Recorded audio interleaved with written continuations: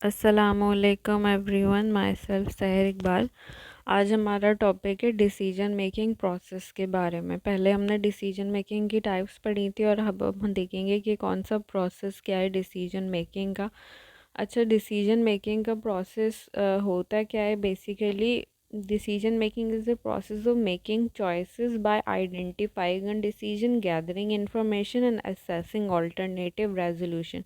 Definition के according हम कोई भी चॉइसेस ले रहे होते हैं, उस डिसीजन को पहले हम आइडेंटिफाई करते हैं, उसके बाद हम इंफॉर्मेशन गैदर करते हैं और उसके अंदर हम ऑल्टरनेटिव सॉल्यूशंस निकाल के उसको असेस कर रहे होते हैं। तो वो हमारा बेसिकली एक प्रोसेस के थ्रू डिसीजन हो रहा होता है।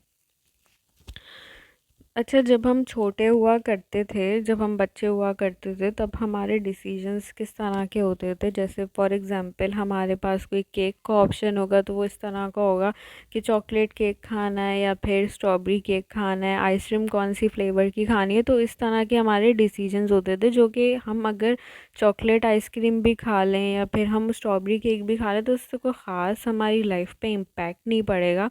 लेकिन अगर हम इस लाइफ में देखें तो जो बिज़नेस लाइफ होती है, एक मैनेजर के लिए, एक ऑर्गेनाइजेशन के लिए जो डिसीजन मेकिंग होते हैं, उसमें वो डिसीजन मेकिंग बहुत ही पावरफुल होने चाहिए। क्यों होने चाहिए? क्योंकि वो हमारी ऑर्गेनाइजेशन को अफेक्ट कर रहे होते हैं।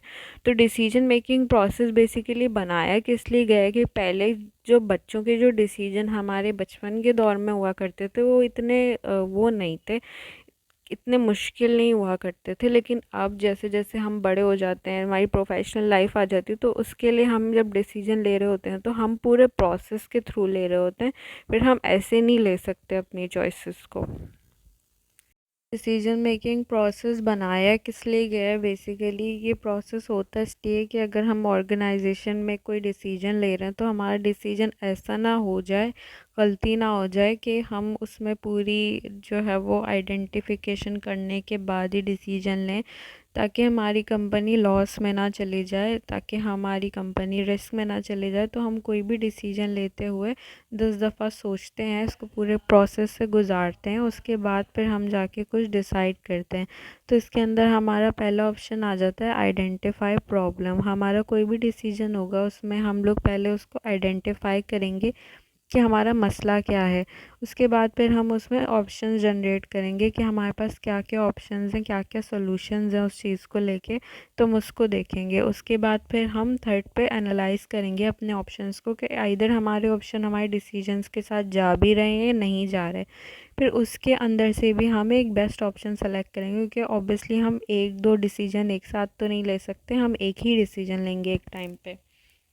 उसके बाद फिर हम इम्प्लीमेंट करेंगे अपने डिसीजन को और अप्लाई करेंगे अपने सॉल्यूशन को अपने डिसीजन पे, और डिसीजन जो है वो हम ले लेंगे। उसके बाद फिर हमारा जो भी डिसीजन हमने ले लिया होगा, 6th स्टेप में हम उसको एवेल्यूएट करेंगे और देखेंगे कि हमने जो भी डिसीजन लिया था सारे स्टेप से गुज़र कर वो डिसीजन सही था या गलत था। अगर वो डिसीजन सही होगा तो नेक्स्ट सिचुएशन में भी हम उन्हीं स्टेप को फॉलो करेंगे, और अगर वो डिसीजन गलत होगा तो हम उससे सीखेंगे और नेक्स्ट स्टेप में जो भी हमने गलती करी होगी उसको हम देखेंगे कि हमने नेक्स्ट डिसीजन में वो गलती नहीं करनी। आई होप डिसीजन मेकिंग जो है वो काफ़ी क्लियर हो चुका होगा अब तक। और if you like my video, so keep subscribing my channel. Thank you so much. अल्लाह हाफ़िज़।